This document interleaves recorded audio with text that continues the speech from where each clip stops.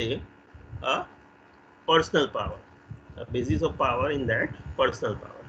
So personal powers are all those powers which a particular person possesses because of his own skills, because of his or herself only. कि भाई company के through उसको ये power नहीं आता है, but बंदे के अंदर खुद ही ये पावर होता है, तो उसे हम कहेंगे पर्सनल पावर। तो उसके अंदर तीन है, उसमें से फर्स्ट है expert power. It refers the influence based on a personal skills and knowledge. कि बीइंग अ वन इंडिविजुअल, कि भाई वो लोगों को इन्फ्लुएंस कर रहा है, लोग उसको फॉलो करेंगे, लोग उसकी बात मानेंगे। क्यों? Because that particular person having a huge experience, special skills और knowledge in a one particular area. कि भाई वो बंदा जो एरिया से बिलोंग कर रहा है, वो एरिया के अंदर उसको इन डेप्थ एक्सपीरियंस है, नॉलेज है, और वो एरिया के अंदर उसने स्पेशलाइज स्किल अचीव की हुई है अपने एक्सपीरियंस से। So now we can say he is a expert in his particular area. So बाकी के जो लोग हैं वो उसके ऊपर डिपेंड है। क्यों? तो कि भाई बाकी के जो लोग हैं उसके पास इतनी डिटेल में एक्सपीरियंस, स्किल्स, नॉलेज नहीं होगा। तो सबको लगता है कि यस, ये जो बंदा बोलेगा, ये हमें जो गाइड करेगा, उसके मुताबिक ही हमें काम करना है। So now people is depending on him because of his expertise. कि भाई वो बंदा एक्सपर्टाइज है, नॉलेजेबल है, तो वो जो बोलेगा वो सही होगा, वो जो गाइडेंस देगा वो सही होगा। So because of that people उसके ऊपर डिपेंड होंगे, और वो जो बोलेगा उसके मुताबिक लोग काम करेंगे, फॉलो करेंगे। तो उस टाइम पे हम कह सकते हैं कि वो बंदे के पास, मिस्टर ए के पास एक्सपर्ट पावर है। एग्जाम्पल्स कि भाई बीइंग अ डॉक्टर, कि भाई डॉक्टर कोई है, तो अपने उसने क्या किया होगा, कोई स्पेसिफिक एरिया के अंदर, कोई स्पेसिफिक एरिया के अंदर स्टडी किया होगा, नॉलेज गेन किया होगा, एंड ही और she is working in that particular area from last so many years. कि भाई वो 5 या 10 साल से वो पर्टिकुलर एरिया के अंदर काम कर रहा है, उसने वो वहाँ की पढ़ाई की हुई है। So now he is a expert in that particular area.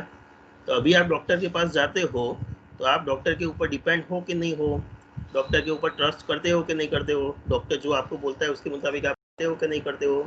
Answer is yes और नो? Yes. हाँ, आंसर इज यस। कि भाई अभी जो डॉक्टर बोलेगा कि यस, कि भाई आपको ये पर्टिकुलर मेडिसिन खानी है, तो हम खाएंगे। कभी आप डॉक्टर्स को क्वेश्चंस पूछते हो कि ये मेडिसिन क्यों दिया, ये मेडिसिन में क्यों खाओ? आपने बोला है कि भाई आफ्टरनून में खानी है, तो आफ्टरनून में क्यों खाओ, नाइट को क्यों नहीं खाओ? ऐसा आप कभी काउंटर आर्ग्यूमेंट करते हो? Answer will be no.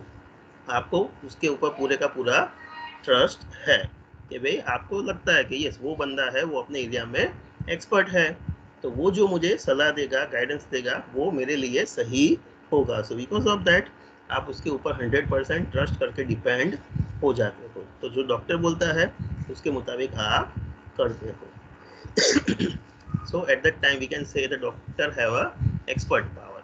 तो यहाँ पे वो बंदे के पास कोई डेजिग्नेशन आया कंपनी के अंदर, तो answer is no. Same way company के अंदर भी कोई पर्टिकुलर पर्सन हो सकता है, वो कोई एक एरिया के अंदर एक्सपर्टाइज हो सकता है।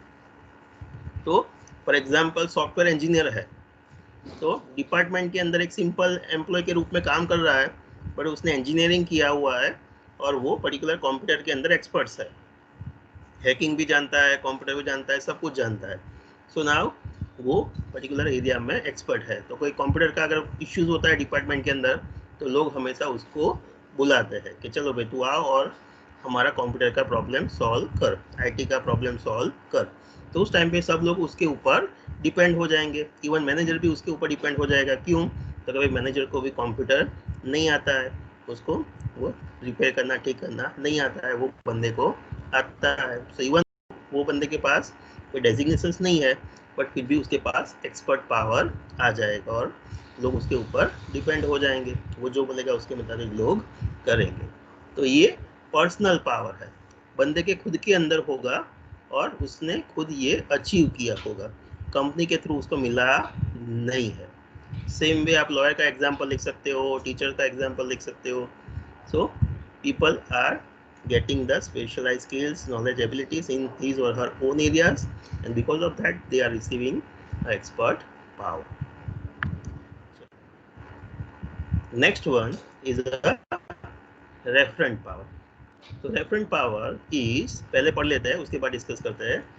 Based on identifications with a person who has desirable resources or personal traits, and it is developed out of admire or respect of others and desire to be like that particular person. The referent power का मतलब क्या होता है?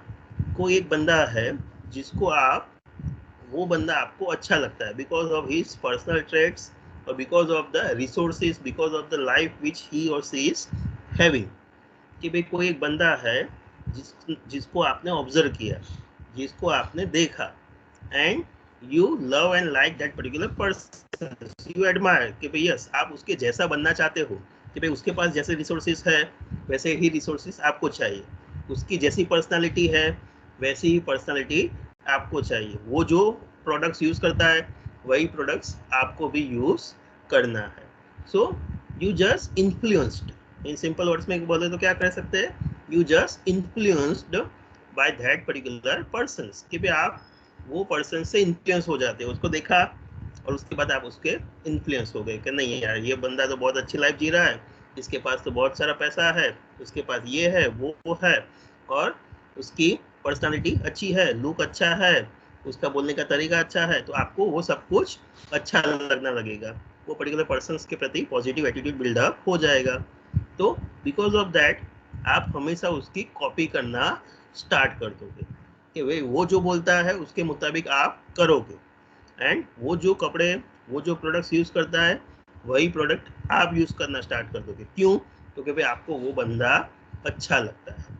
तो उस time पे हम कह सकते हैं that particular person possessing the referent power. For example film stars, कि भाई लोगों ने मूवीज देखी, वो पर्टिकुलर हीरो जो है वो उनको अच्छा लगने लगा कि नहीं यार ये बंदा तो बहुत अच्छा है, बहुत अच्छी एक्टिंग करता है. तो slowly gradually you will admire कि भाई आप क्या बोलोगे कि नहीं यार ये बंदा अच्छा है, ये हीरोइन अच्छी है और मुझे उसके जैसा बनना है. So slowly and gradually you just starts influencing by that particular persons because of his personality traits, because of his way of speaking, looking and doing the particular task. तो आप क्या बोलोगे, अभी क्या करोगे, मुझे भी उसके जैसा बनना है, आप उससे इन्फ्लुएंस होगे. तो फिर उसकी एड आएगी कि भैया चलो भाई लक्स आप यूज करो, वो एड में आके बोलेगा, then you will do whatever he और सी इज सेइंग. कि भाई वो बंदा बोलेगा भाई लक्स यूज करो तो आप लक्स यूज करोगे, वो बंदा बोलेगा ये पर्टिकुलर चीज परचेज करो तो आप वो चीज परचेज करोगे. So now here we can say you are influenced by that particular persons, और वो पर्सन्स के पास रेफरेंट पावर है. सेम वे क्रिकेटर्स की भी बात कर सकते हैं कि भाई कोई यंगस्टर्स है तो उनको कोई स्पेसिफिक क्रिकेटर अच्छा लगता है, तो क्रिकेटर्स जो बोलेगा वो लोग उसको फॉलो करेंगे.